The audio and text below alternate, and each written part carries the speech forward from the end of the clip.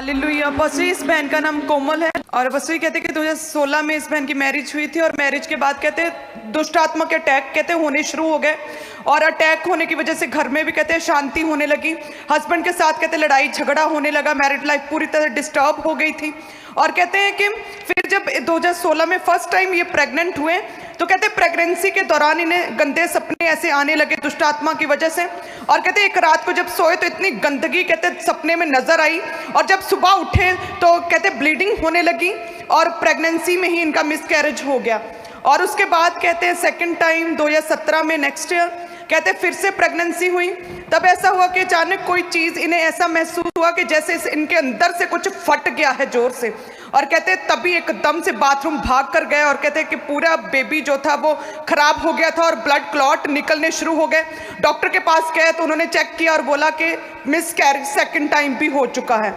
और फिर अपोस्टल जी 2022 में कहते थर्ड टाइम प्रेग्नेंट हुए और कहते कि जब स्कैनिंग का टाइम आता है तो स्कैनिंग के लिए चेकअप के लिए गए और जैसे कहते अल्ट्रासाउंड हुआ तो कहते सरप्राइज होश उड़ गए इस बहन के दुख के मारे।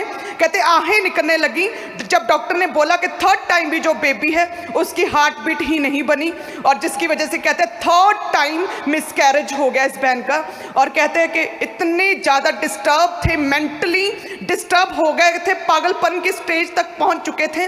और कहते 2016 से 18 तक इंडिया में कहते हॉस्पिटल्स में ट्रीटमेंट करवाया, लाखों रुपया खर्च किया और यूएस से डेविस हॉस्पिटल में कहते 2022 में ट्रीटमेंट करवाते रहे।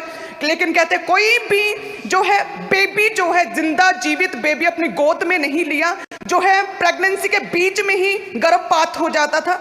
और कहते इतने डिस्टर्ब थे, दोनों जने आपस में लड़ाई झगड़ा था, डिस्टर्ब हो चुके थे। फैमिली वाले भी बोलते थे कि उम्र निकलती जा रही है, क्या बात है, क्या प्रॉब्लम है, ये वो।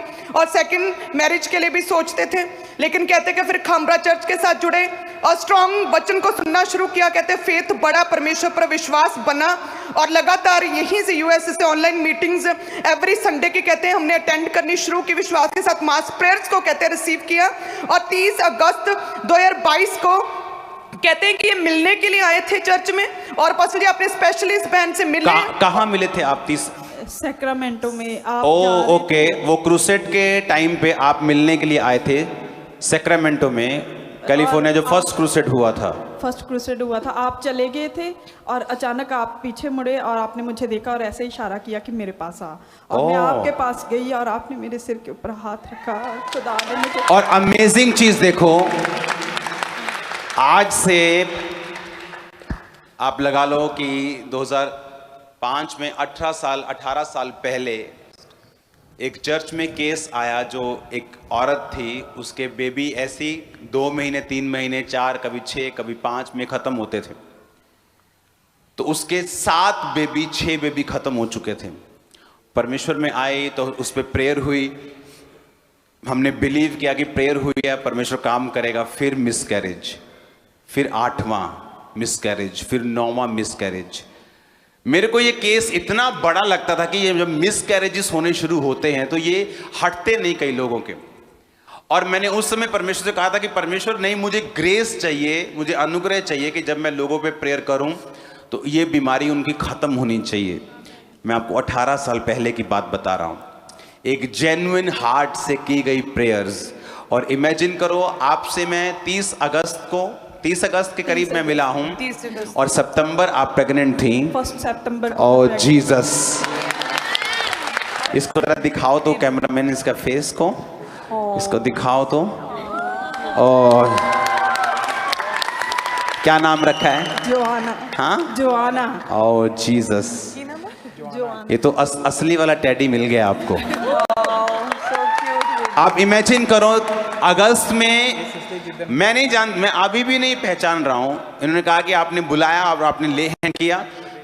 नेक्स्ट जैसे ही मैंने चेक किया, मैं प्रेग्नेंट थी। सितंबर प्रेगनेंसी, गिन लो 9 महीने कब होते हैं? मई में बेबी आया। और आपकी तारीफ ऊंची होनी चाहिए। जोआना तो वो भी नीनी कर रही है। खुदाबंद तुझे ब्लेस करे, तुझे यूज करे इन जीसस। और ये कह रहे हैं कि जिस दिन बेबी हुआ, ये उसी दिन कहते फाइनेंस के बड़े प्रोजेक्ट जो रुके थे वो बड़े हैं और इनका बिजनेस बहुत फलवंत हुआ है। ਮੇਰੀ ਜ਼ਮੀਨ ਸੀ ਪੰਜਾਬ ਦੇ ਵਿੱਚ, ਉਹਦਾ ਸੌਦਾ ਆ 70-80 ਲੱਖ ਦਾ।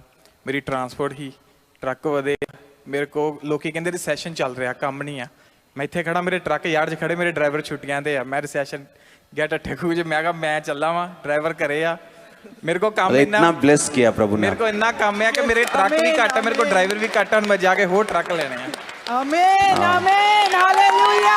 उठाओ अपने हाथों को, thank you Jesus. Thank you Jesus. हमारे YouTube चैनल को सब्सक्राइब करें ताकि आप परमेश्वर के गहरे वेदों को जान सकें कि कैसे आप परमेश्वर में बढ़ सकते हैं, कैसे आप दुष्ट आत्माओं से, नशों से, बीमारियों से और वंशों के श्रापों से आजाद हो सकते हैं।